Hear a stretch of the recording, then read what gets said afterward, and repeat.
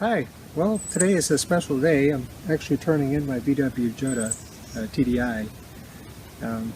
It's kind of an unfortunate deal, and this is, of course, part of that VW lawsuit. And in my particular circumstance, this was a 2009, and they're going to give me the book value of what it was like the day before the announcement back in whatever it was in 2015. So here it is, 2017, and now you get the book value from 2015, so there's definitely a financial incentive to actually turn the car on in. Plus, you know, of course, they're going to give you the $5,100 minimum check for just because of the lawsuit, of course, being VW getting caught and so forth. So I'm going to end up with something right around $11,000 for the car that has 150,000 miles, and it's a 2009, so it's 8 years old. It's just hard to, meet the financials in terms of, it's better just to turn the car on in rather than, of course, keep it. The other disadvantage or thought is that, one of the things that Volkswagen needs to do is they need to retrofit these cars with some sort of probably software as well as hardware type of modification to bring the emissions back to what they should be. And so at least the chatter is they're going to probably put some sort of a urea tank in the trunk, and of course with the urea, of course that's probably going to diminish the car value even further, and who knows if it's going to even perform the same way it did before. In terms of fuel economy and even power. So, there's a lot of unknowns, and there's only real one certainty, and that is, of course, turning in the car. The real headache about the whole process has been that of course, this all started back in right around, we'll say, November of 2016. They made the agreement. Then there was some period where nothing really happened. You go online and you put in your information, and anyway, the system is not very well set up for Volkswagen to really get all these cars turned on in, if that's what people want to do. In my case, I actually had to wait 2 months just to be able to check the car on in. I had to put in an appointment, and then the appointment is that the only way for you to look at it is to actually release your appointment and then look at all the other dealers. But it didn't matter where you looked. No matter what it was, at least in this particular area, I was on a 2-month waiting list just to be able to turn the car in. And you would ask yourself, well, how hard is it to turn in a car? It only takes just a few minutes to sign off the title and give them the keys. But even so, Volkswagen is controlling the amount of cars that are being turned in.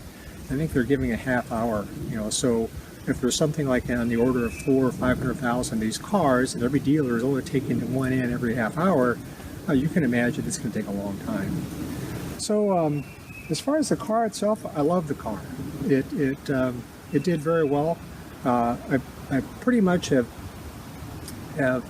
been watching the fuel economy, and I do probably 80-90% highway, 10% city driving, and over the past year I didn't reset the fuel economy on it with this diesel, and I'm getting 43 and something and change on fuel economy. So it's outstanding, that you get a car that has this much room and it does this well in fuel economy. I'm not sure what's going to happen to Volkswagen. I still like Volkswagens. It's just unfortunate that all the circumstances that happened with them, with them trying to get around the EPA with their emissions treatment, so I'll probably buy another Volkswagen. It's another diesel and maybe a sport utility, but as it is, I think this is pretty much the end. And in fact, my appointment here is in practically 45 minutes. And I don't want to miss that one because it's another 2 months to get back in line. So I think that pretty much covers it. If you're looking to buy one of these cars, before they have to make their modifications to it, they're a great car. It's fantastic engineering, just all the electronics, the smarts of this car. It's phenomenal. So It even tells you if you got a headlight out, or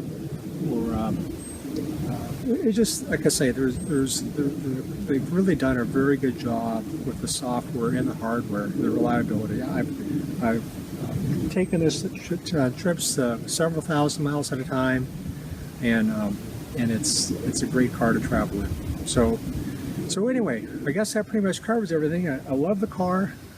If you're interested in buying one of these, I would highly recommend it.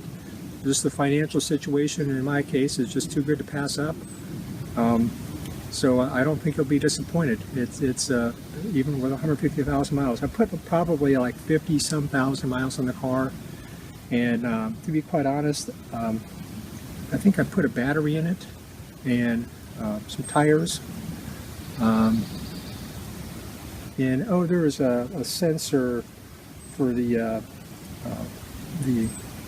exhaust gas recirculation. There's some sort of an actuator in there. That was bad when I bought it. Outside of that, the cars needed virtually nothing. So, one other thing, I did put in a glow plug, and I had to do something with the AC system. That's right. So, but for that matter, it's 50,000 miles for minimal maintenance, and it's got 150,000 miles on it. Again, I think you do very well if you're looking at this car. So that's pretty much covers everything. I hope you enjoyed watching this video, and of course I'll miss this car, but it's time to move on to the next vehicle, the next project. So thanks for watching.